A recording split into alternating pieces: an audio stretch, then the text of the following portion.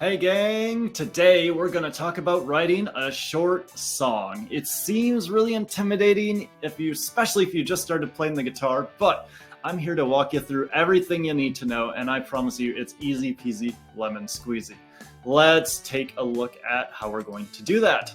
The first thing we're going to do is kind of have a checklist of things we need to know before we start. So those things are time signature, which pitches are you going to use, what rhythms, and how long is your piece going to be.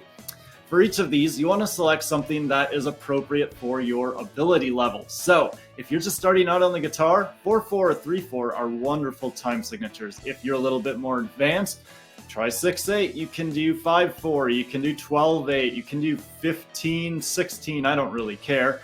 Pick something that you're comfortable with that you think you can be creative with. What pitches are you going to use? Again, if you're just starting on the guitar, you may only know 3 pitches. So if you know your open E, F, and G, you can use just those 3 pitches. Don't feel obligated to use things you don't know yet. If you're more advanced, of course, you can use whatever you're comfortable with. What rhythms are you going to write with? If you're just starting out, you might only be comfortable with quarter notes. That's totally fine. But if you're more advanced and you can write 8th note triplets, or you want to do 32nd note runs, have fun with that stuff. I'm totally game. Just make sure you can play it. Last, we're going to determine how long we want our piece to be. We've gone over forms in a previous video, so you should be a little bit familiar with that, but you want to choose, am I going to do 16 bars or 32 bars? Again, we're doing a short song. We're not writing a symphony here. We don't need an hour's worth of music. All right, so I'm actually going to compose a piece for you, and I'm going to go through the whole process. So I've gone through and I've selected all my parameters. I'm just starting out playing the guitar, so I'm going to choose 3/4 because I kind of like the feel of it. I only know the notes E, F, and G. Those are going to be your first 3 strings on your open E. So we've got E, I've got F, and I've got G. So that's open E, 1st fret, 3rd fret. Usually the first 3 notes you learn on guitar. I'm only going to use those. Since I'm just kind of starting out and I'm not super comfortable with complicated rhythms, I'm just going to only write in quarter notes. I'm not going to worry about rests, none of that. And I'm only going to do 16 measures because, like I said, I'm just starting out. This is my first song. I don't want to write anything too long and complicated. So here we go. The first thing we need to do is come up with a couple ideas. So you're going to need an idea A and an idea B. They don't have to be earth-shatteringly difficult or crazy hard or complicated. So I've written my idea A here, and you'll probably notice the first 3 measures, we're doing the same low riff, and I think it's kind of catchy and I like it. So here's what that sounds like.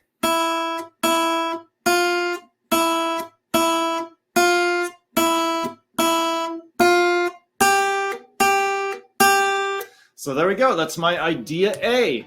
Kind of cool. I like it. And I need something that's different, something to, add a little pizzazz. So I came up with this idea. This is my idea B. You'll notice it's contrasting from my first idea. A little bit different feel. It's not doing that same low, low to go up a little bit. It's just kind of staying steady and going back and forth. So here's what my idea B sounds like.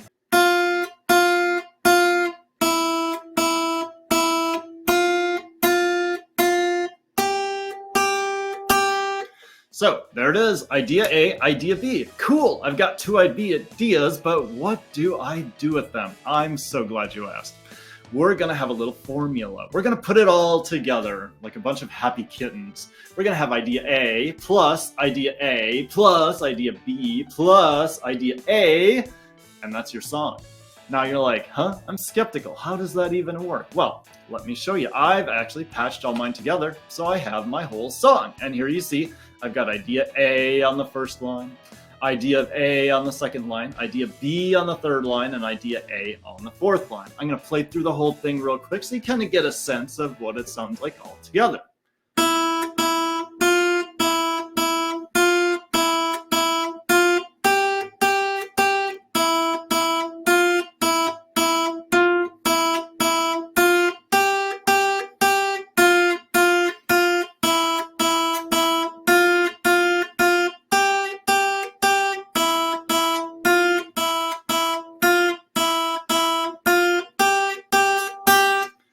Cool, sounds pretty nice all together. That idea B line really contrasts with idea A, And it really lends itself to give that little bit of variety and a little bit of pizzazz. But then when we come back to idea A at the end, it's very fulfilling. So you think, oh, I kind of know this part and I like it. So that's why this is such a tried and true songwriting formula.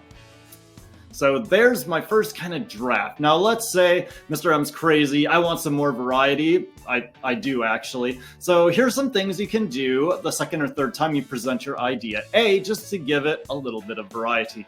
You could alter some pitches. So maybe you don't do exactly the same thing at the end, you just vary it a little bit. You can alter a rhythm or like a rhythmic motif and do it slightly different the second and third time. You can change the dynamic level. This is a fancy music word that we use for how loud or soft you're playing. So maybe you play loud the first time and soft the second time.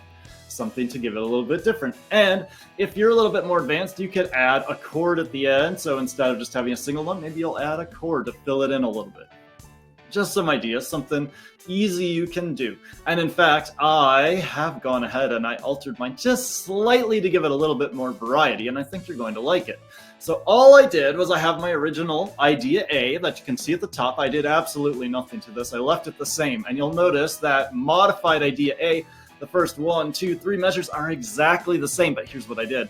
Instead of playing G, G, G, I did G, F, E, and walked it down at the end the second time. Again, give you a little bit of variety, and I kept it the same both times. You can choose to do that, or you can have a modified idea A and a modified idea A number 2 on the last line. It's totally up to you, but I recommend keeping it simple. So here is my full song, and I hope that you like it.